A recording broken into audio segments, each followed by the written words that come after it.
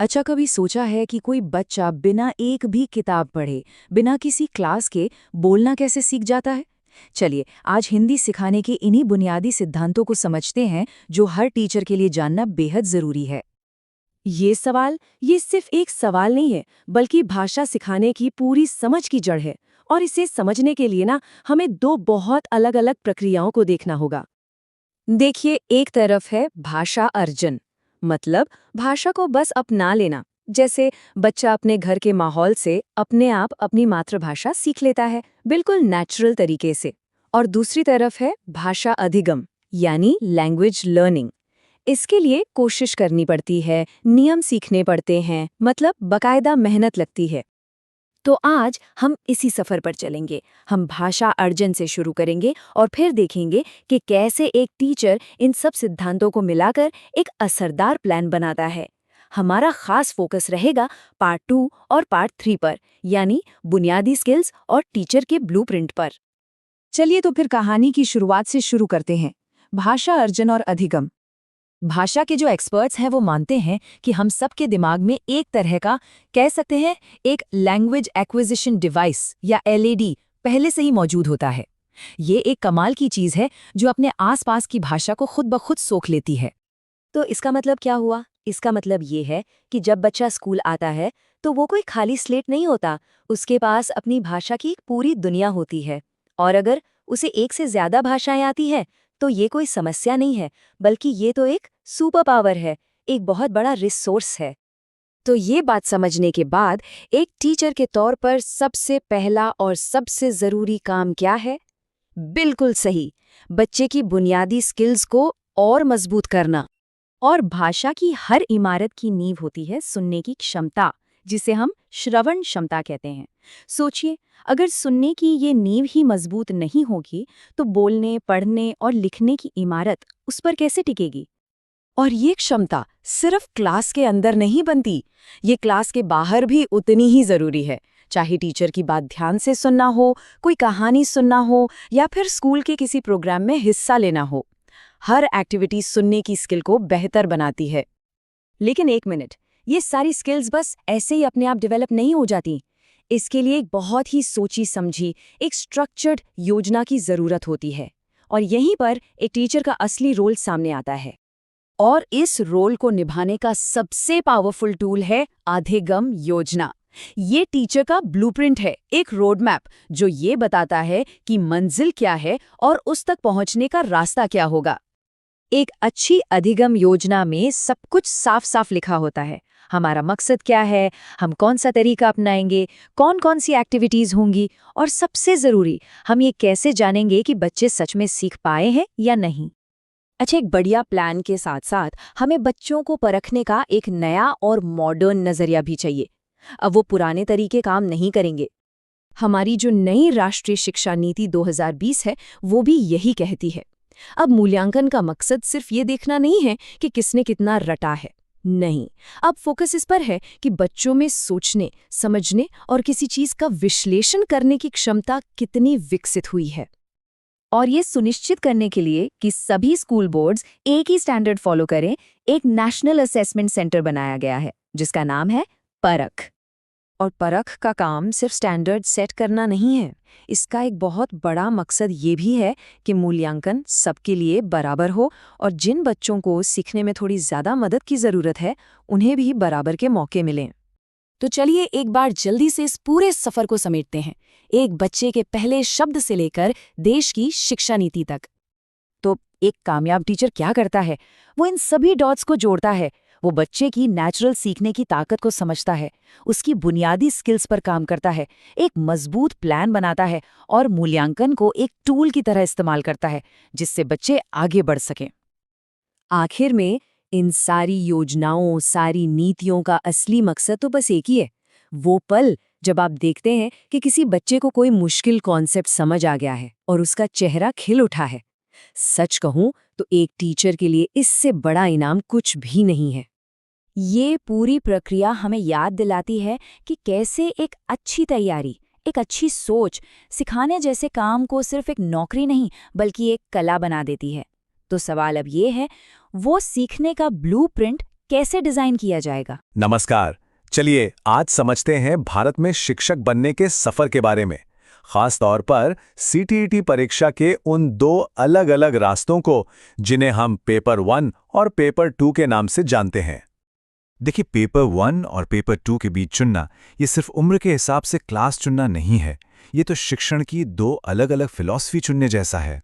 एक रास्ता वो है जो सीखने की पहली सबसे ज़रूरी ईंट रखता है, और दूसरा रास्ता वो उस नींव पर एक मजबूत, शानदार इमारत खड़ी करता है। तो ये देखिए, यहाँ साफ साफ फर्क दिखता है। पेपर 1 है प्राइमरी क्लासेस के लिए, मतलब क्लास 1 से 5 तक, जहाँ सारा जोर बुनियादी शिक्षा यानी फाउंडेशन बनाने पर होता है। वहीं पेपर 2 है अपर प्राइमरी के लिए, जहां लक्ष्य है बच्चों के दिमाग में गहरी समझ यानी कॉन्सेप्ट्स को बनाना। तो चलिए इन दोनों रास्तों को और करीब से देखते हैं। तो चलिए सबसे पहले चलते हैं बुनियादी शिक्षा की दुनिया में। ये एक प्राइमरी स्कूल टीचर की दुनिया है, जहां सीखने के सबसे पहले सबसे नाजुक कदमों को संवारा और सहेजा जाता है।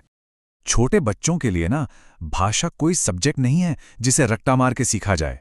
वो तो इसे कह सकते हैं कि हवा पानी की तरह जबरदस्ती रूप से अपने अंदर सोख लेते हैं। कैसे? बस अपने आसपास की दुनिया को सुनकर, देखकर और उसके साथ बातचीत करके। इसी को हम भाषा अर्जन कहते हैं, जो कि भाषा सीखने मतलब फॉर्मली सीखने से बिल्कुल अलग है। पता है सबसे कमाल की बात क्या है? ये जो भाषा सीखने का सफर है ना, ये एक तय रास्ते पर चलता है। हिमांशी सिंह जैसे शिक्षाविद बताते हैं कि बच्चे लगभग 6 महीने में ब म प जैसी आवाज़ों से बलबलाना शुरू कर देते हैं, और देखते ही देखते 1.5 से 2 साल की उम्र तक मम्मी खाना जैसे छोटे छोटे वाक्य बनाने लगते हैं। ये वाकई में एक जादू जैसा है। अच्छा, ये एक बहुत ही ज़रूरी सवाल है। जब कोई बच्चा पहली बार पेंसिल पकड़ता है तो वो जो भी बनाता है वो शायद हमें लिखने जैसा ना लगे, लेकिन ये उसके विकास का एक बेहद अहम पहला कदम होता है। ये जो आड़ी तिरछी लकीरें हैं ना, ये असल में लिखने के साथ बच्चे का पहला एक्सपेरिमेंट है। इसे कीलम काटे या स्क्रिबलिंग कहते हैं, और ये पढ़ना लिखना सीखने की शुरुआत का एक बहुत ज़रूरी हिस्सा है। ये सिर्फ लकीरें खींचना नहीं है, ये अपने विचारों को कागज़ पर उतारने की पहली मासूम कोशिश है।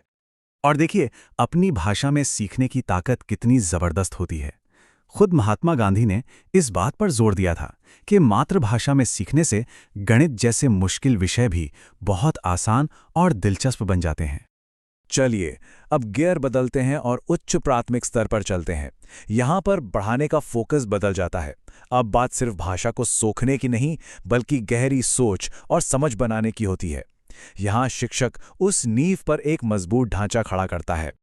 शिक्षा शास्त्र विशेषज्ञ जिम कमिंस ने भाषा की समझ के 2 स्तर बताए हैं। सोचिए, एक होती है बिक्स, यानी वो आम बोलचाल की भाषा जो हम दोस्तों से या खेल के मैदान में इस्तेमाल करते हैं, और दूसरी होती है कैल्प, यानी वो मुश्किल अकादमिक भाषा जिसकी ज़रूरत हमें क्लासरूम में किताबों को समझने और साइंस जैसे विषयों पर बात करने के लिए पड़ती है। तो एक पेपर 2 टीचर का सबसे बड़ा चैलेंज और सबसे बड़ा काम यही है, छात्रों को उनकी सोशल लैंग्वेज यानी बिक्स से एकेडमिक लैंग्वेज यानी कैल्प तक का पुल पार कराना। ये सिर्फ नए शब्द सिखाना नहीं है, ये उन्हें सोचने का एक नया और ज्यादा गहरा तरीका सिखाना है। और इस सफर में एनसीएफ 2005 जैसे फ्रेमवर्क हमें याद दिलाते हैं कि क्लास में अलग-अलग भाषा बोलने वाले बच्चों का होना ये कोई समस्या नहीं, बल्कि एक बहुत बड़ा खजाना है। एक बहुभाषी क्लास सीखने सिखाने के पूरे अनुभव को और भी ज्यादा मजेदार और समृद्ध बना देती है। तो चाहे कोई नींव रख रहा हो या ढांचा बना रहा हो, दोनों ही तरह के शिक्षकों को भारत की नई राष्ट्रीय शिक्षा नीति 2020 में दिए गए आधुनिक सिद्धांतों और उपकरणों से बहुत मदद मिलती है। अब मूल्यांकन का मतलब बच्चों को परखने का तरीका बदल रहा है। अब जोर इस पर नहीं है कि एक छात्र कितना याद कर सकता है, बल्कि इस पर है कि वो अपने ज्ञान से असल में क्या कर सकता है। सोचिए, ये सिर्फ ये जानना नहीं है कि 2 + 2 4 होता है, बल्कि ये समझना है कि उस ज्ञान का इस्तेमाल रोजमर्रा की समस्याओं को हल करने में कैसे किया जाए। और जाहिर है, इतने बड़े बदलाव को पूरे देश में एक जैसा लागू करने के लिए सरकार ने एक राष्ट्रीय मूल्यांकन केंद्र परख बनाया है। इसका मकसद है कि देश के सभी स्कूल बोर्ड्स के लिए मूल्यांकन के नियम और दिशा निर्देश तय किए जाएं, ताकि हर छात्र का आंकलन एक ही स्टैंडर्ड पर हो सके। परख का काम सिर्फ नियम बनाना ही नहीं है, बल्कि स्कूल बोर्ड्स को बेहतर योग्यता आधारित मूल्यांकन तैयार करने में मदद करना भी है। और सबसे जरूरी बात, यह सुनिश्चित करना कि जिन बच्चों को सीखने में कोई दिक्कत होती है, उन्हें भी बराबरी का मौका मिले। मतलब साफ है, हर बच्चे को, चाहे उसकी पृष्ठभूमि कुछ भी हो, अपनी पूरी क्षमता तक पहुंचने का एक सही मौका मिलना चाहिए। तो इन सब बातों को जानने के बाद एक भावी शिक्षक ये कैसे तय करे कि उसके लिए कौन सा रास्ता सही है, ये एक बहुत बड़ा और काफी व्यक्तिगत फैसला है। इन सवालों पर सोचने से एक सही दिशा मिल सकती है। क्या छोटे बच्चों के साथ काम करने में ज्यादा खुशी मिलती है, या बड़े बच्चों के मुश्किल सवालों के जवाब देने में? इसमें बहुत धैर्य की जरूरत है। तो क्या वो धैर्य है? ये सिर्फ एक नौकरी चुनना नहीं है, ये अपने असली पैशन को खोजना है। आखिर में चुनाव इस बात पर निर्भर करता है कि एक छात्र की सीखने की यात्रा पर किस तरह का असर डालना है। दोनों ही रास्ते भविष्य का निर्माण करते हैं। सवाल बस ये है कि कोई कौन सा भविष्य बनाना चुनता है। सीटेट हिंदी पेडागोजी, तैयारी के आखिरी कुछ दिन। ये वो टाइम है जब टेंशन सबसे ज्यादा होती है ना? लेकिन यही वो टाइम भी है जब सही स्ट्रैटेजी सबसे ज्यादा काम आती है। तो आज हम इसी पर बात करेंगे कि इस फाइनल लैप में, इस आखिरी और सबसे जरूरी पड़ाव में अपनी तैयारी को और पक्का कैसे करें। हाँ, तो तैयारी के जो आखिरी दिन होते हैं ना, वो सबसे ज्यादा स्ट्रेसफुल हो सकते हैं, इसमें कोई दो राय नहीं। पर एक बात और है, यही वो समय भी है जहाँ सबसे बड़ा इम्पैक्ट डाला जा सकता है। मतलब अपनी पूरी मेहनत को नतीजों में बदलने का यही तो मौका है। तो चलिए देखते हैं कि ये करना कैसे है। तो हम फोकस करेंगे 3 ऐसे खास एरियाज पर जो इस प्रेशर को कॉन्फिडेंस में बदल देंगे। ये 3 पिलर्स हैं जो ये पक्का करेंगे कि एग्जाम के लिए तैयारी एकदम सॉलिड हो। तो सबसे पहले बात करते हैं लैंग्वेज स्किल्स की। अब हमें सिर्फ थ्योरी से आगे बढ़कर ये समझना होगा कि असल में प्रैक्टिकली भाषा के कौशल कैसे बनते हैं और उन्हें टेस्ट कैसे किया जाता है। अब यहाँ एक बहुत इंटरेस्टिंग बात है। ज़्यादातर एस्पिरेंट्स ना एक खास सवाल में आकर अटक जाते हैं, और ये एक सवाल उनकी पूरी तैयारी की दिशा बदल सकता है। और सवाल है ये, क्या लैंग्वेज स्किल्स एक के बाद एक, मतलब एक क्रम में सीखी जाती हैं, या फिर सब एक साथ? ये एक ऐसी कन्फ्यूजन है जहां अक्सर अलग अलग राय मिलती है। कोई कुछ कहता है, कोई किताब कुछ और। तो चलिए आज इस कन्फ्यूजन को हमेशा के लिए दूर करते हैं। तो देखिए, 2 तरीके हैं इसे देखने के। एक है ट्रेडिशनल तरीका, यानी क्रमिक सीखना, मतलब पहले सुनना, फिर बोलना, फिर पढ़ना और आखिर में लिखना, LSRW। लेकिन आज का एजुकेशन सिस्टम और खास तौर पर सीटेट जिस पर जोर देता है, वो है एकीकृत सीखना, यानी इंटीग्रेटेड लर्निंग। इसका सीधा मतलब है कि सारे स्किल्स एक दूसरे से जुड़े हैं और साथ साथ चलते हैं। सोचकर देखिए, जब क्लास में कोई कहानी सुनाई जाती है तो बच्चा सुनता है, फिर उसके बारे में बात करता है, उसे पढ़ता है और हो सकता है उसके बारे में कुछ लिखे भी। हो गए ना सारे स्किल्स एक साथ इस्तेमाल। तो सबसे जरूरी बात जो याद रखनी है वो ये है कि स्किल्स को किसी फिक्स्ड ऑर्डर में नहीं सिखाया जाता। वो सब एक दूसरे से जुड़े हैं, इंटरकनेक्टेड हैं, और उन्हें एक साथ सिखाना ही सबसे बेहतर तरीका है। बस यही है एकीकृत सीखना। ठीक है, तो ये तो हुई स्किल्स सिखाने की बात, लेकिन इन्हें परखा कैसे जाएगा, इनका असेसमेंट कैसे होगा? और यहीं पर आता है हमारा दूसरा बड़ा एरिया, NEP 2020, यानी नेशनल एजुकेशन पॉलिसी 2020 के तहत असेसमेंट के नए नियम। चलिए इसे समझते हैं। NEP 2020 एक बहुत बड़ा शिफ्ट है। ये रट्टा मारने वाली पढ़ाई से हटकर योग्यता आधारित, यानी कॉम्पिटेंसी बेस्ड इवैल्यूएशन पर जोर देती है। मतलब अब फोकस इस पर नहीं है कि कितना याद किया, बल्कि इस पर है कि कितना समझा और उसे असल में इस्तेमाल कैसे किया। और तैयारी के लिहाज से ये एक गेम चेंजर है सच में। अब सवाल ये नहीं आएगा कि संज्ञा की परिभाषा बताओ। सवाल कुछ ऐसा होगा कि इस वाक्य में बच्चा संज्ञा का इस्तेमाल क्यों और कैसे कर रहा है।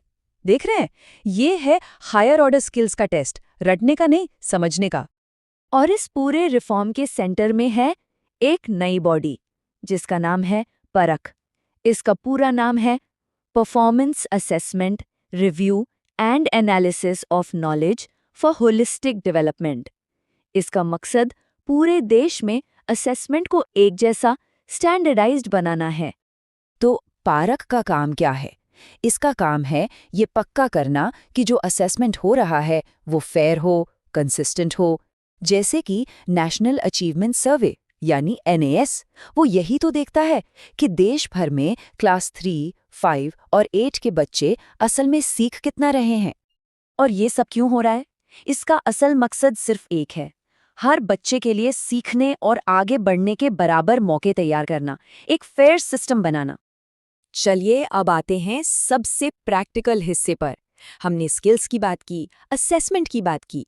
अब इस सारी जानकारी को 2 रोल में कैसे फिट करें? पहला एक टीचर के तौर पर और दूसरा एक स्मार्ट टेस्ट टेकर के तौर पर। देखिए, एक मॉडर्न टीचर का रोल सिर्फ नियम सिखाना नहीं है, बल्कि भाषा को इस्तेमाल करने के लिए अलग-अलग मौके, अलग-अलग सिचुएशन बनाना है। एक ऐसा माहौल देना जहां बच्चे एक्टिव होकर भाषा का इस्तेमाल करें, गलतियां करें और उन गलतियों से सीखें। और अब बात करते हैं एग्जाम की। एक टेस्ट टेकर के तौर पर भी यही सोच काम आएगी। यही कामयाबी की चाबी है। हर सवाल को एक टीचर की तरह देखिए। सोचिए कि सवाल ये पूछ रहा है कि बच्चे को सिखाने का सबसे अच्छा तरीका कौन सा है। तो फिर सबसे जरूरी बात क्या है? शॉर्टकट से बचना। कई बार लोग सिर्फ पॉजिटिव या नेगेटिव कीवर्ड देखकर आंसर मार्क कर देते हैं और यहीं गड़बड़ हो जाती है। पूरा सवाल ध्यान से पढ़ना है और चारों ऑप्शंस भी। और याद रखिए, ज्यादातर सही जवाब वो होगा जिसमें बच्चा सबसे ज्यादा एक्टिव है, सबसे ज्यादा कुछ कर रहा है। तो अब हम इसे समेटते हैं, लेकिन खत्म करने से पहले चलिए इन सारी स्ट्रैटेजीज को एक बड़ी तस्वीर से जोड़कर देखते हैं, क्योंकि ये एग्जाम सिर्फ एक पड़ाव है, ये मंजिल नहीं है। तो ये रही फाइनल चेकलिस्ट। पहला, स्किल्स को अलग अलग नहीं बल्कि एक साथ इंटीग्रेटेड तरीके से सिखाना है।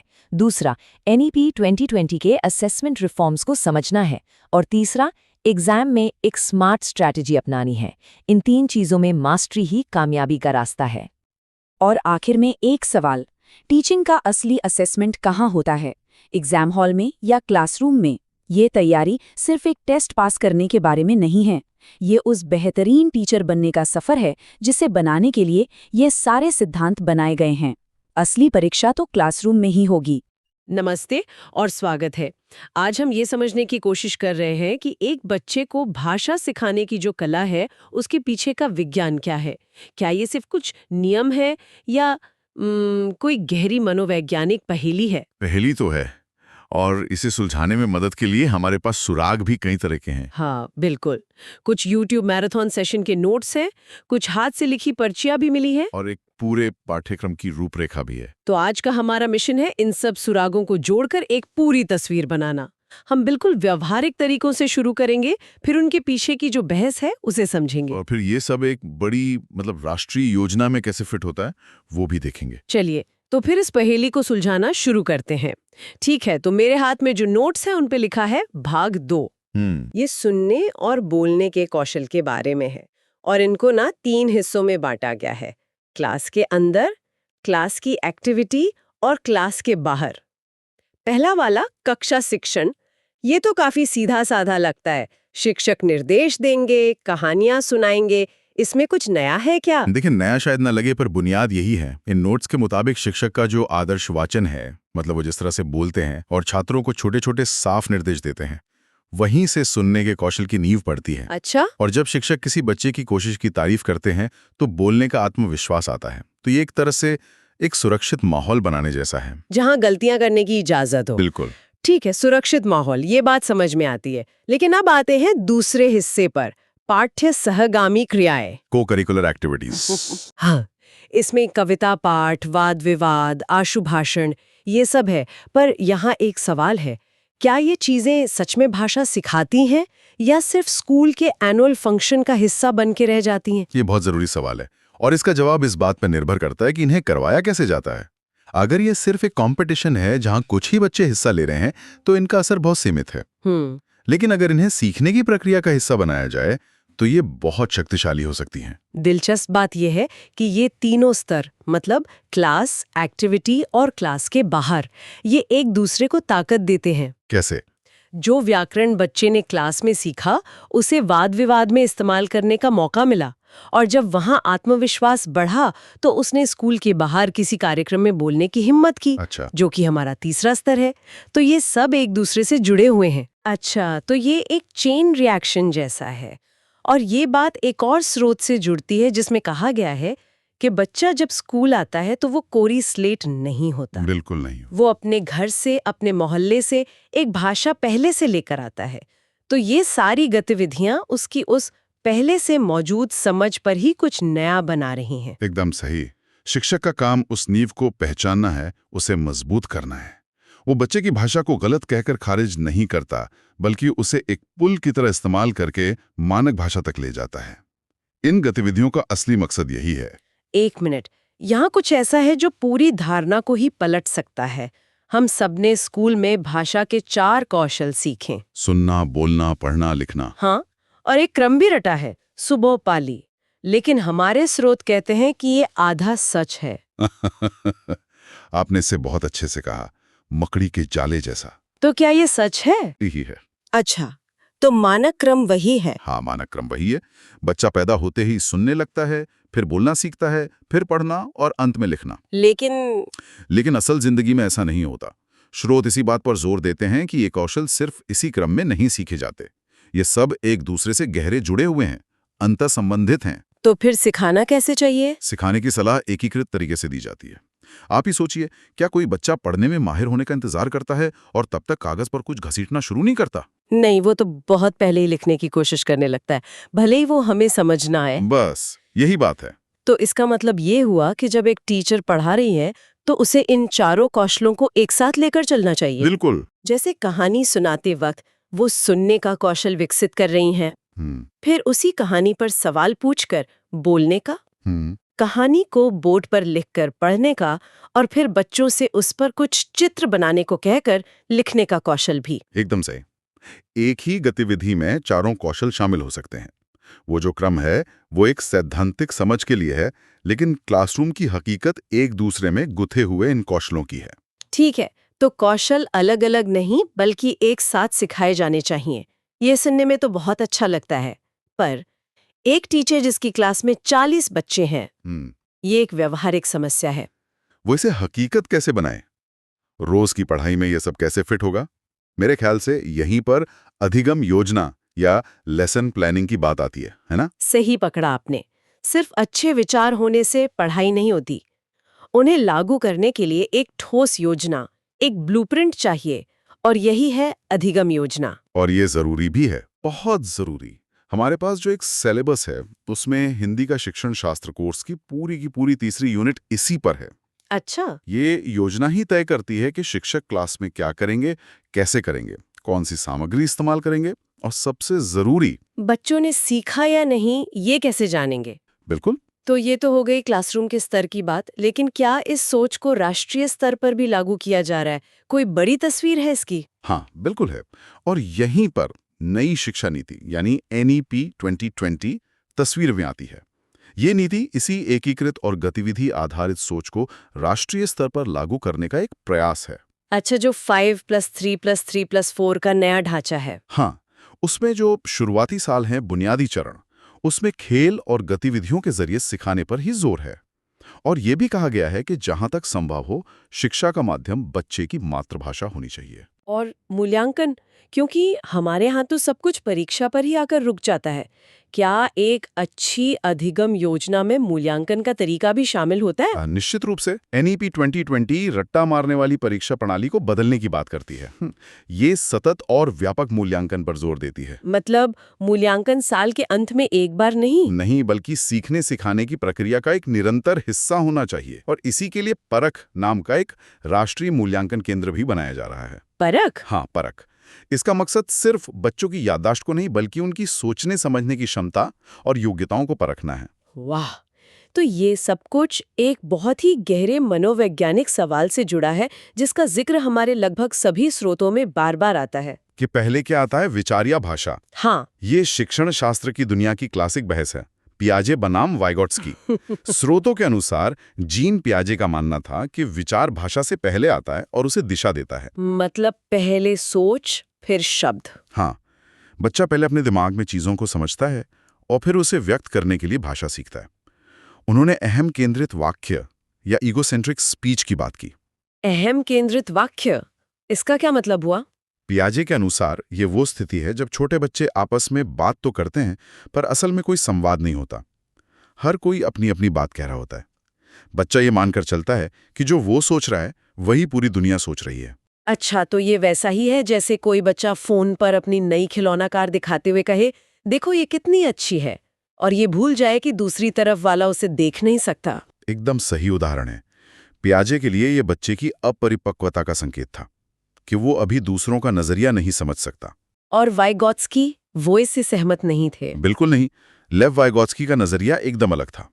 उनके अनुसार भाषा और विचार शुरू में अलग अलग पटरियों पर चलते हैं और लगभग 3 साल की उम्र में जाकर मिलते हैं। और उसके बाद? जिसके बाद भाषा विचार का औजार बन जाती है। और जिस चीज को पियाजे ने अहम केंद्रित वाक्य कहा, वाइगॉत्स्की ने उसे निज वाक्य या प्राइवेट स्पीच कहा और उसे बहुत ज्यादा महत्व दिया। निज वाक्य मतलब खुद से बात करना? हाँ, वाइगॉत्स्की ने देखा कि जब बच्चे कोई मुश्किल काम कर रहे होते हैं, जैसे कोई पजल सुलझाना, तो वे खुद से बात करते हैं। वो इसे अपरिपक्वता नहीं बल्कि समस्या को सुलझाने का एक तरीका मानते थे। बच्चा खुद को निर्देश दे रहा होता है। अरे ये तो हम सब करते हैं। जब मैं कोई मुश्किल आइकिया का फर्नीचर जोड़ रही होती हूँ तो मैं खुद से ही बातें करती हूँ, ठीक है अब स्क्रू बी को पार्ट सी में लगाना है। हाँ, आप बिल्कुल सही समझे। वाइगॉत्स्की के हिसाब से आप अपने काम को दिशा दे रही हैं। अच्छा। वाइगॉत्स्की कहते हैं कि ये निज वाक्य बहुत जरूरी है और जैसे जैसे हम बड़े होते हैं ये खत्म नहीं होता बल्कि मौन आंतरिक वाक मतलब साइलेंट इनर स्पीच में बदल जाता है। हम अपने मन के अंदर खुद से बात करना जारी रखते हैं। तो मतलब ये सिर्फ कोई अकादमिक बहस नहीं है? नहीं, बिल्कुल नहीं। ये तो हर शिक्षक के सामने एक बुनियादी चुनाव है। क्या आप खुद से बात करते बच्चे को अपरिपक्व मानते हैं और उसे चुप कराते हैं, या उसे एक जीनियस की तरह देखते हैं जो अपने दिमाग का निर्माण कर रहा है? ये तो नजरिए का जमीन आसमान का फर्क है। बिल्कुल। अगर आप वाइगॉत्स्की से सहमत हैं तो आप क्लास में बच्चों के बीच बातचीत को, उनके खुद से बात करने को सीखने की प्रक्रिया का एक जरूरी हिस्सा मानकर उसे बढ़ावा देंगे। आपकी पूरी अधिगम योजना इसी विचार पर आधारित होगी।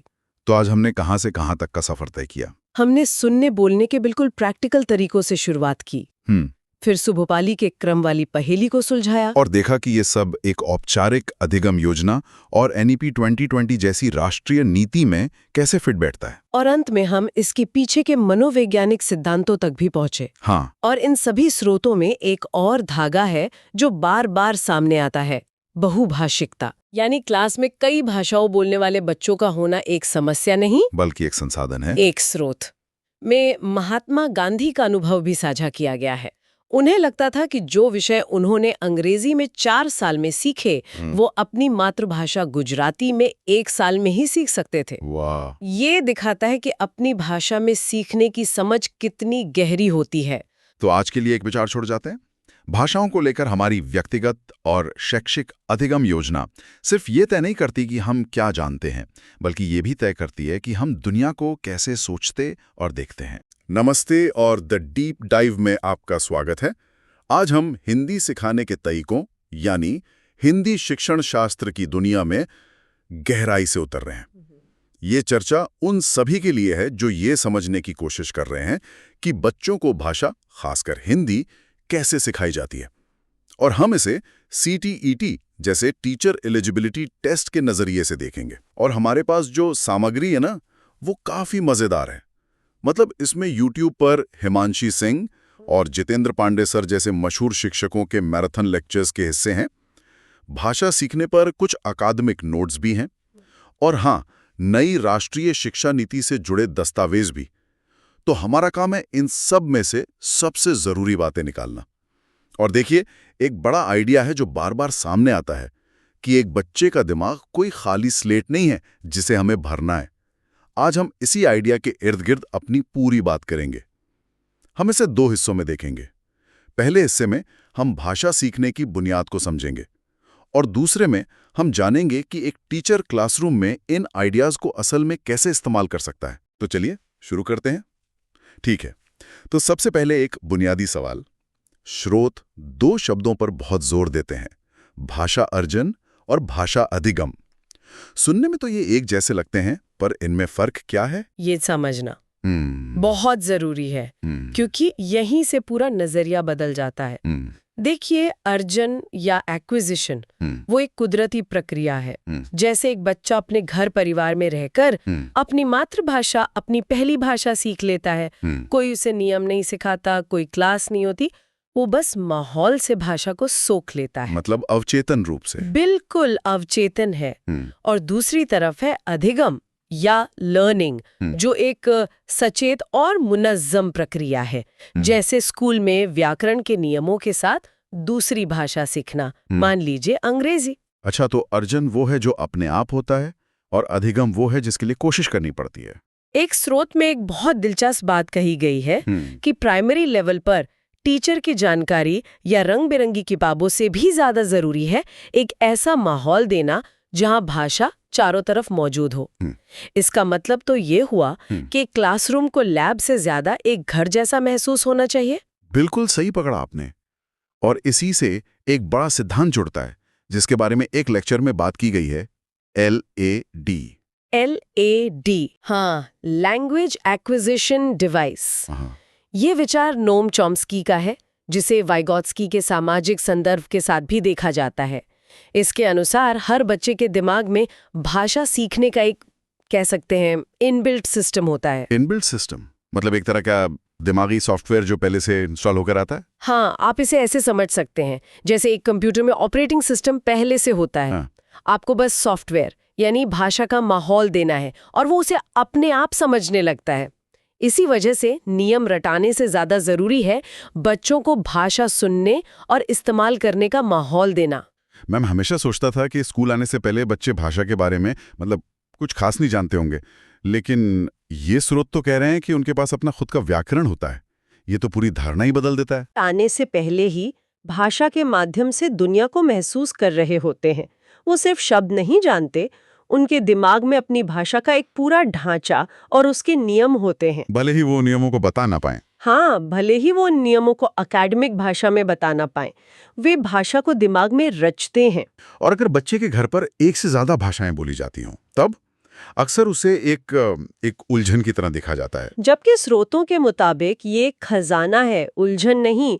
बहुभाषिकता या मल्टीलिंगुअलिज्म को NCF 2005 और NEP 2020 दोनों एक बहुत बड़ा संसाधन मानते हैं, बाधा नहीं। संसाधन कैसे? सोचिए, एक बच्चे के पास दुनिया को देखने और समझने के लिए एक से ज्यादा खिड़कियां हैं।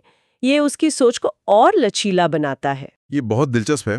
तो बच्चे का दिमाग खाली नहीं है, बल्कि भाषा के एक या एक से ज्यादा सिस्टम के साथ स्कूल आता है। लेकिन भाषा और विचार का रिश्ता क्या है? क्या हम पहले सोचते हैं और फिर बोलते हैं, या बोलने से हमारी सोच बनती है? स्रोतों में इस पर पियाजे और वाइगोत्स्की की क्लासिक बहस का जिक्र है। ये शिक्षा के सबसे बड़े सवालों में से एक है ना? पियाजे का मानना था कि पहले विचार आता है, फिर भाषा आती है।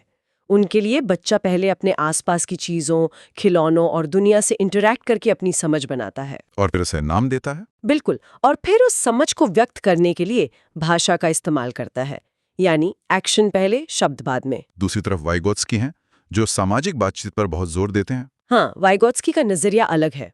उनका मानना है कि भाषा और विचार शुरू में अलग अलग चलते हैं, लेकिन फिर एक दूसरे में मिल जाते हैं।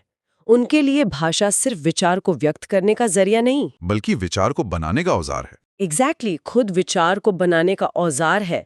हम दूसरों से बात करके, समाज से जुड़कर ही सोचना सीखते हैं, तो उनके लिए सामाजिक बातचीत ही सीखने की नींव है। तो इसका मतलब ये हुआ कि एक वाइगोत्स्की को मानने वाला शिक्षक बच्चों को आपस में, बिल्कुल, वो ग्रुप डिस्कशन और डिबेट करने के ज्यादा मौके देगा। हाँ, और पियाजे के नजरिए वाला टीचर उन्हें चीजों से खेलने और अनुभव करके सीखने के मौके देगा। क्या क्लासरूम में ये अंतर इतना साफ दिखता है? बहुत अच्छा सवाल है। असल में एक अच्छा शिक्षक दोनों का संतुलन बनाता है। वो बच्चों को एक्टिविटी करने का मौका भी देता है, पियाजे की तरह, और उन्हें उस एक्टिविटी के बारे में दोस्तों से बात करने और चर्चा करने का भी मौका देता है, वाइगोत्स्की की तरह। लेकिन हाँ, ये बहस हमें ये समझने में मदद करती है कि सिखाने के दो अलग अलग शुरुआती बिंदु हो सकते हैं। ठीक है, तो हमने ये समझ लिया कि बच्चे का दिमाग भाषा के लिए तैयार है, वो खाली स्लेट नहीं है, और उसकी अपनी भाषा एक संसाधन है। अब आते हैं दूसरे और सबसे अहम हिस्से पर। एक हिंदी टीचर क्लास में इन सब बातों का करे क्या? इन सिद्धांतों का व्यवहारिक मतलब क्या है? इसका सबसे सीधा जवाब स्रोतों में ये दिया गया है कि टीचर का सबसे बड़ा काम है बच्चों को विविध संदर्भों में भाषा प्रयोग के अवसर देना। मतलब क्लासरूम को नियमों की प्रयोगशाला बनाने की बजाय भाषा इस्तेमाल करने का एक जिंदा मंच बनाना। जैसे सिर्फ कविता पढ़ाना नहीं, बल्कि बच्चों को अपनी कविता बनाने देना। सिर्फ कहानी सुनाना नहीं, बल्कि उन्हें अपनी कहानी कहने के लिए उकसाना। मतलब ग्रामर कॉप बनने से बचना है। बिल्कुल। टीचर का रवैया एक गाइड का होना चाहिए, इंस्पेक्टर का नहीं। इसी से जुड़ा एक बहुत असरदार किस्सा महात्मा गांधी का है, जिसका जिक्र एक स्रोत में मिलता है।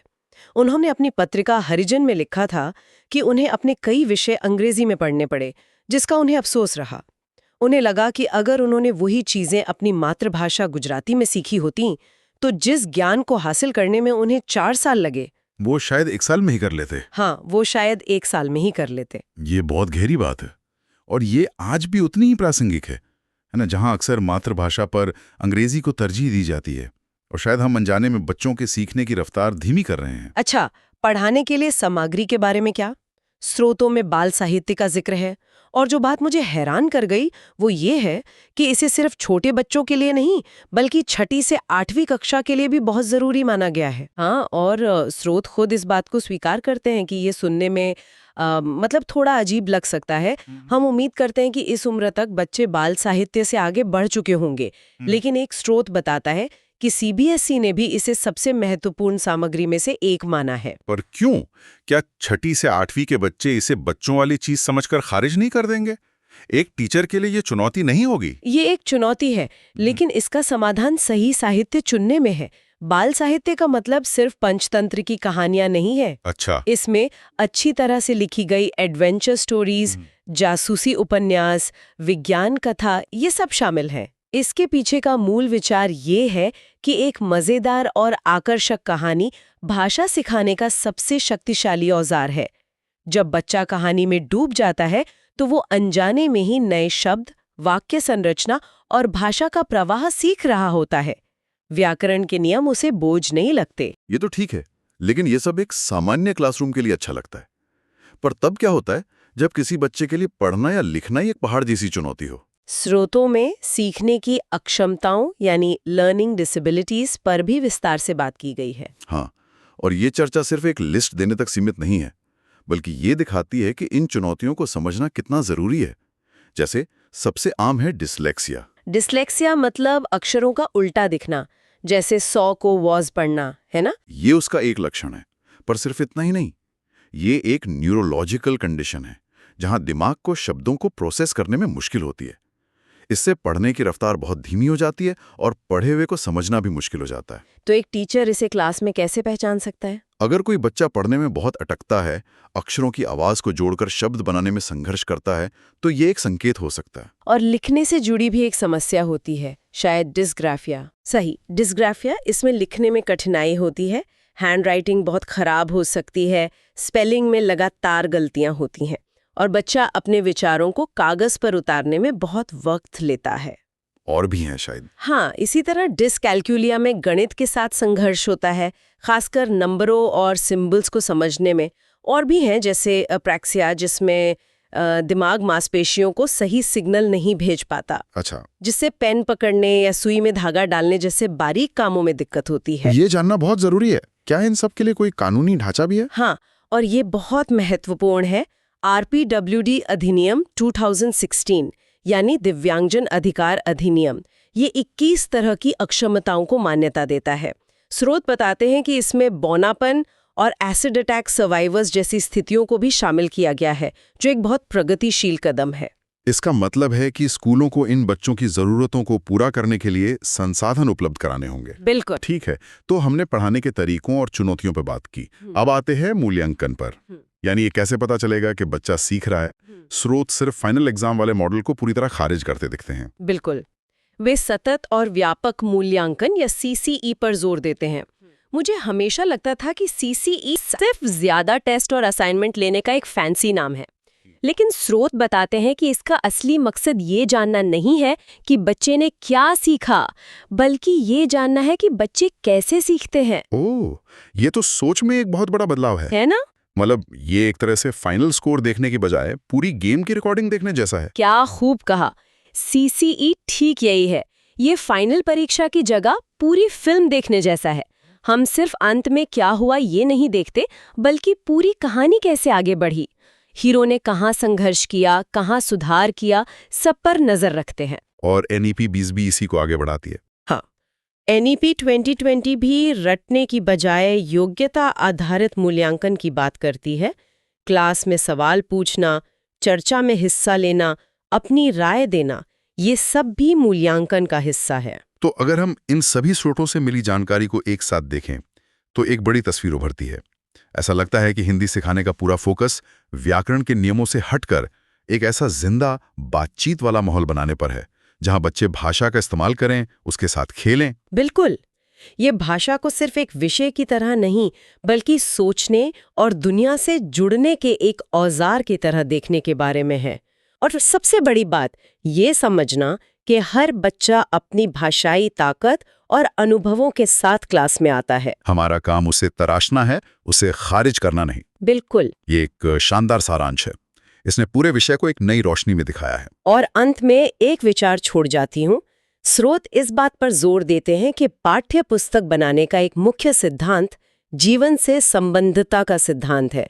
मतलब जो पढ़ाया जाए वो जिंदगी से जुड़े। इस्तेमाल के लिए कितना तैयार करता है। जैसे कि चाहे वो सोशल मीडिया पर बहस करना हो, किसी सरकारी दफ्तर में आवेदन लिखना हो, या बस अपने किसी प्रियजन से अपनी भावनाओं को सही ढंग से व्यक्त करना हो।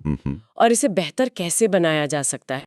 किसी भी शिक्षक के लिए मुझे लगता है सबसे बड़ी चुनौती सिर्फ विषय जानना नहीं है, बल्कि उसे सिखाना है। बिल्कुल। खासकर जब बात भाषा की हो। आज हम क्लासरूम में हो रही एक कह सकते हैं खामोश क्रांति को समझने की कोशिश करेंगे। वो क्रांति जो रटने की संस्कृति को जड़ से बदलकर समझने और सोचने की नींव रख रही है। बिल्कुल। और इस क्रांति को समझने के लिए हमारे पास स्रोत भी बहुत दिलचस्प है। CTTA की तैयारी से जुड़ी कई मैराथन क्लास के ट्रांसक्रिप्ट्स हैं। अच्छा। जिनमें शिक्षकों के असल सवाल और उनकी उलझनें हैं।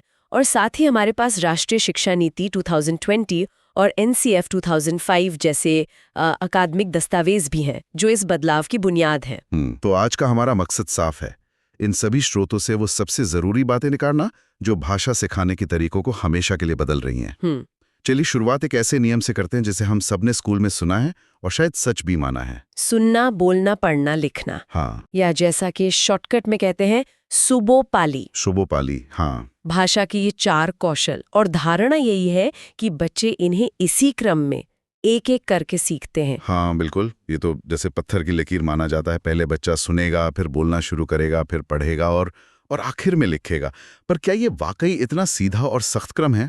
देखिए, यहीं पर सबसे पहला और सबसे बड़ा आहा मोमेंट छिपा है। अच्छा। स्रोत कहते हैं कि सुबोपाली सीखने का एक मनोवैज्ञानिक क्रम जरूर है। मतलब दिमागी तौर पर विकास कुछ इसी तरह होता है। ठीक है। लेकिन ये सोचना कि क्लासरूम में सिखाना भी सिर्फ और सिर्फ इसी क्रम में होना चाहिए, ये एक बहुत बड़ी गलतफहमी है। 1 मिनट, ये बात बहुत गहरी है। मतलब जो हम सालों से मानते आए हैं कि पहले ठीक से पढ़ना सीखो, फिर लिखने की सोचना, हाँ, वो सोची शायद अधूरी थी। एकदम। असल में ये सभी कौशल अलग अलग नहीं, बल्कि एक दूसरे से गहरे जुड़े हुए हैं, अंतः संबंधित हैं। इसलिए आज की सबसे अच्छी शिक्षण विधि मानती है कि इन्हें एकीकृत रूप में सिखाया जाए, एक साथ, एक दूसरे को ताकत देते हुए। मतलब इंटीग्रेटेड टीचिंग पर जोर है, सीक्वेंशियल टीचिंग पर नहीं। बिल्कुल। स्रोत बार बार इसी पर जोर देते हैं। क्या इसका कोई ठोस उदाहरण है? मतलब क्लासरूम में ये दिखेगा कैसे? सबसे अच्छा उदाहरण है एक छोटे बच्चे का दीवारों पर या कॉपी में पेंसिल घिसना, जिसे हम स्क्रिबलिंग या कीरम कांटे बनाना कहते हैं। हाँ, कीरम कांटे।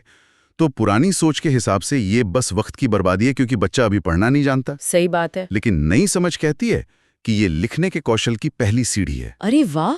तो जब वो बच्चा दीवार पर आड़ी तिरछी लकीरें खींच रहा है, तो असल में लिख रहा है, भले ही वो एक अक्षर भी पहचान ना पाए। बिल्कुल। उसका दिमाग, हाथ और आंखों का तालमेल बिठाना सीख रहा है, पेंसिल पकड़ना सीख रहा है। मतलब पढ़ना और लिखना एक साथ विकसित हो रहे हैं। हाँ, बच्चा किताब में तस्वीर देखता है, जो पढ़ने की शुरुआत है, और फिर उसे बनाने की कोशिश करता है, जो लिखने की शुरुआत है। तो ये कहना कि भाषा कौशल एक सख्त क्रम में अर्जित होते हैं, ये गलत है। वो एक साथ पनपते हैं, और एक अच्छा शिक्षक इसी बात को समझता है और बच्चे को लिखने पढ़ने के मिले जुले मौके देता है। ठीक है, तो ये साफ हुआ कि कौशल एक साथ चलते हैं। अब मान लीजिए बच्चा पढ़ने की स्टेज पर आ गया है, तो क्या हर तरह का पढ़ना एक जैसा होता है या उसमें भी अलग अलग परतें हैं?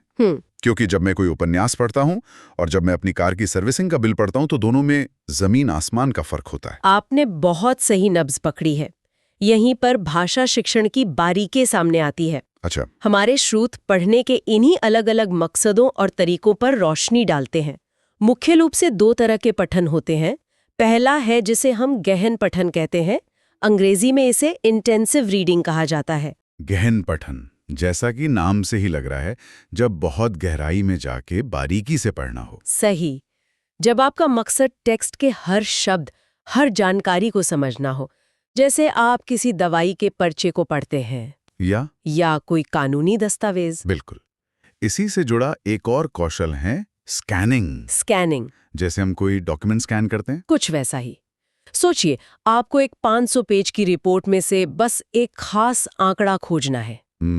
आप हर शब्द नहीं पढ़ेंगे, आप तेजी से पन्ने पलटेंगे और आपकी आंखें सिर्फ उस आंकड़े को स्कैन कर रही होंगी। अच्छा, जैसे फोन बुक में किसी का नाम ढूंढना। एकदम सही।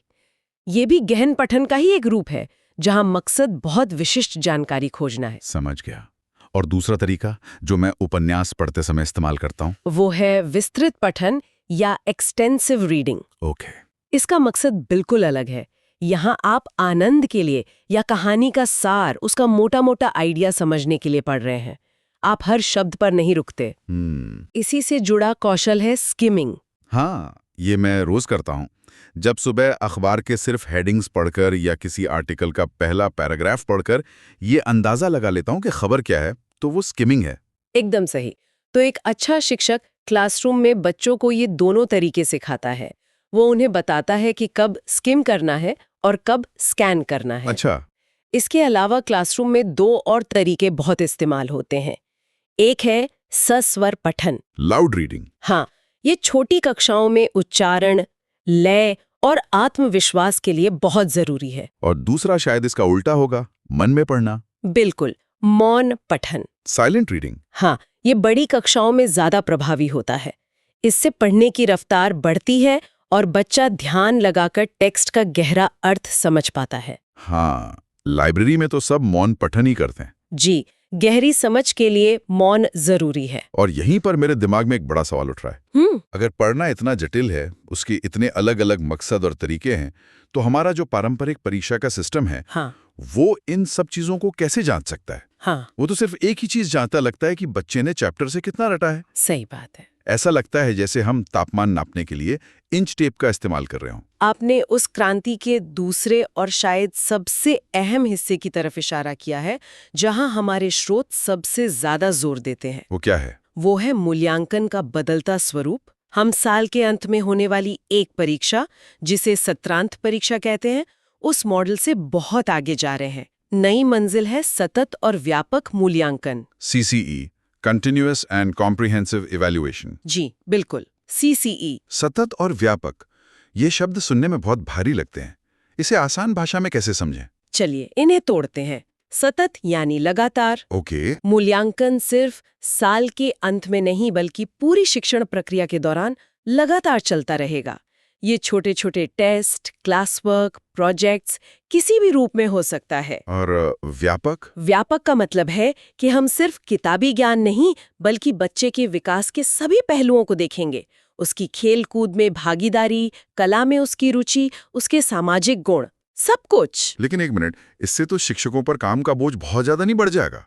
हर बच्चे पर लगातार हर पहलू पर नजर रखना, ये सुनने में ही मुश्किल लग रहा है। ये एक बहुत ही जायज चिंता है और स्रोत भी इसे मानते हैं।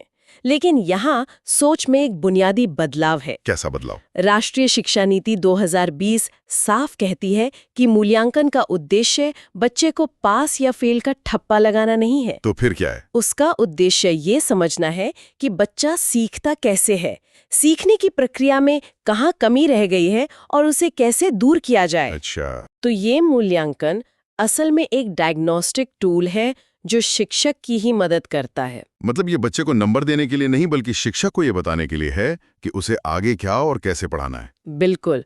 और ये सिर्फ रटने पर आधारित नहीं होगा। नई नीति के अनुसार मूल्यांकन अब योग्यता आधारित कॉम्पिटेंसी बेस्ड होगा। अच्छा, कॉम्पिटेंसी बेस्ड। हाँ, ये सिर्फ याददाश्त नहीं बल्कि विश्लेषण, एनालिसिस, महत्वपूर्ण सोच, क्रिटिकल थिंकिंग और वैचारिक स्पष्टता जैसे उच्च स्तरीय कौशलों की जांच करेगा। ये सुनने में बहुत अच्छा लग रहा है, लेकिन भारत जैसे विशाल देश में जहां सीबीएसई, आईसीएसई और हर राज्य के अपने अलग अलग बोर्ड हैं, वहां सबके लिए मूल्यांकन का एक जैसा ऊंचा स्तर कैसे सुनिश्चित किया जाएगा? इसे लागू करने के लिए क्या कोई खास योजना है? हाँ, बिल्कुल। और ये NEP 2020 के सबसे बड़े कदमों में से एक है। इसी लक्ष्य को पूरा करने के लिए एक राष्ट्रीय मूल्यांकन केंद्र परख PARAKH का गठन किया गया है। परख? जी, इसका पूरा नाम है performance assessment, review, analysis of knowledge for holistic development. परख नाम बहुत सोच समझ कर रखा गया है। तो ये परख करेगा क्या? क्या ये सभी बोर्ड्स को कंट्रोल करेगा? कंट्रोल नहीं, बल्कि मार्गदर्शन करेगा। परख का काम सभी स्कूल बोर्डों के लिए मानक यानी स्टैंडर्ड्स और दिशा निर्देश यानी गाइडलाइंस तय करना है। अच्छा, तो ये एक तरह का मॉडल सेटर होगा? बिल्कुल, ये बताएगा कि योग्यता आधारित प्रश्न कैसे बनाए जाते हैं। इसका मकसद है कि चाहे बच्चा केरल में पढ़ रहा हो या कश्मीर में, उससे उम्मीद की जाने वाली बुनियादी योग्यताओं का स्तर एक जैसा हो। ये रटने की संस्कृति को तोड़ने के लिए एक बहुत बड़ा संस्थागत कदम है। जी, तो इसका मतलब ये है कि अब बच्चों को सीधे सीधे किताब से पूछे गए सवालों की जगह ऐसे सवाल मिलेंगे जहां उन्हें अपना दिमाग लगाना पड़ेगा, विश्लेषण करना पड़ेगा। एकदम सही। मकसद ही यही है कि मूल्यांकन सीखने की प्रक्रिया में मदद करे, न कि सिर्फ उसे अंत में जांचे। यह बच्चों में परीक्षा का डर पैदा करने की बजाय सीखने के लिए उत्सुकता पैदा करेगा। ये योग्यता और क्रिटिकल थिंकिंग की बात बहुत दिलचस्प है, लेकिन ये सब उस देश में हो रहा है जहां एक ही क्लासरूम में 5 अलग-अलग भाषाएं बोलने वाले बच्चे हो सकते हैं। जी, तो क्या ये भाषाई विविधता इस नए जटिल सिस्टम के लिए एक बाधा नहीं है? यह सवाल सीधा उस तीसरी और आखिरी क्रांति की जड़ तक जाता है जिसकी बात हमारे स्रोत करते हैं। अच्छा, और जवाब है बिल्कुल नहीं। राष्ट्रीय पाठ्यचर्या की रूपरेखा 2005 और राष्ट्रीय शिक्षा नीति 2020 दोनों ही एक मत से बहुभाषिकता को एक समस्या या बाधा नहीं, बल्कि एक संसाधन मानते हैं। बिल्कुल एक संसाधन, एक अनमोल संपत्ति। एक संसाधन? ये सुनने में तो बहुत आदर्शवादी लगता है, लेकिन जमीनी हकीकत पर सोचें। एक शिक्षक जिस पर 50 बच्चों की क्लास और सिलेबस पूरा करने का दबाव है, उसके लिए ये एक और सिरदर्द नहीं बन जाता? वो एक ऐसी भाषा को संसाधन की तरह कैसे इस्तेमाल कर सकता है जो उसे खुद नहीं आती? ये सबसे प्रैक्टिकल सवाल है और स्रोत इसका जवाब भी देते हैं। वो इसे सिरदर्द नहीं बल्कि सुपर पावर की तरह देखने को कहते हैं। सुपर पावर कैसे? सोचिए, एक ऐसी क्लास जहां संथाली, मराठी, हिंदी और तेलुगु बोलने वाले बच्चे हैं। जब शिक्षक कोई नया कॉन्सेप्ट, मान लीजिए पानी, पढ़ाता है, तो वो बच्चों को उसे अपनी अपनी भाषा में बोलने के लिए प्रोत्साहित कर सकता है। इससे क्या होगा? इससे सभी बच्चों को एक ही चीज के लिए कई नए शब्द सीखने को मिलेंगे, उनमें एक दूसरे की भाषा के लिए सम्मान पैदा होगा। और उससे भी ज्यादा जरूरी, जिस बच्चे की भाषा क्लास में इस्तेमाल हुई उसका आत्मविश्वास बढ़ेगा। हाँ, ये बात तो है। उसे लगेगा कि उसकी पहचान को महत्व दिया जा रहा है। शिक्षक इस विविधता का इस्तेमाल एक पुल की तरह कर सकते हैं। मतलब? बच्चे को पहले अपनी भाषा में सोचने और बात करने दें और फिर उसे स्कूल की मानक भाषा तक लाएं। इसे स्कैफोल्डिंग कहते हैं, यानी एक सहारा देना। ये शिक्षा में समता लाने का सबसे ताकतवर तरीका है। जी। हिंदी की क्या भूमिका है? इसे अक्सर राष्ट्रभाषा कहा जाता है, क्या ये सही है? ये एक बहुत आम गलतफहमी है और हमारे स्रोत इसे बिल्कुल साफ करते हैं। भारत की कोई एक राष्ट्रभाषा नहीं है। अच्छा, हमारे संविधान ने किसी भी भाषा को राष्ट्रभाषा का दर्जा नहीं दिया है। तो फिर हिंदी क्या है? हम इसे हर जगह सरकारी दफ्तरों में देखते हैं। ऑफिशियल लैंग्वेजेस एक्ट 1963 के तहत हिंदी भारत की राजभाषा है। ऑफिशियल लैंग्वेज, राजभाषा। इसका सीधा सा मतलब है कि इसका इस्तेमाल केंद्र सरकार के कामकाज, संसद की कार्यवाही आदि के लिए किया जाता है। ओके।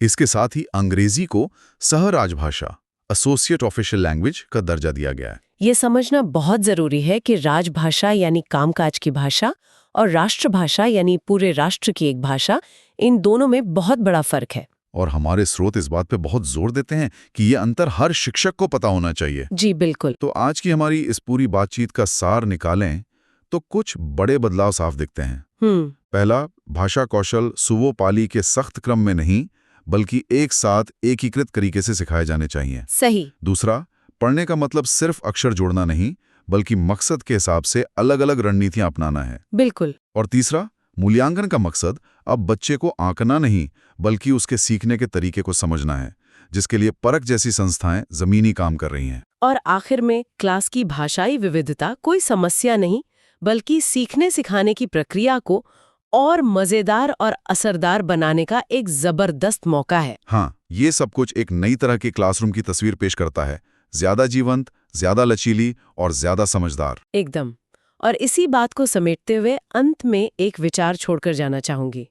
हमारे एक स्रोत में महात्मा गांधी का 1938 का एक अनुभव बताया गया है। हाँ। उन्होंने अपनी पत्रिका हरिजन में लिखा था कि जो विषय जैसे ज्यामिति, बीजगणित या रसायन शास्त्र अंग्रेजी में सीखने में उन्हें 4 साल लगे। 4 साल? वे अपनी मातृभाषा गुजराती में सिर्फ 1 साल में आसानी से सीख सकते थे। 1 साल में?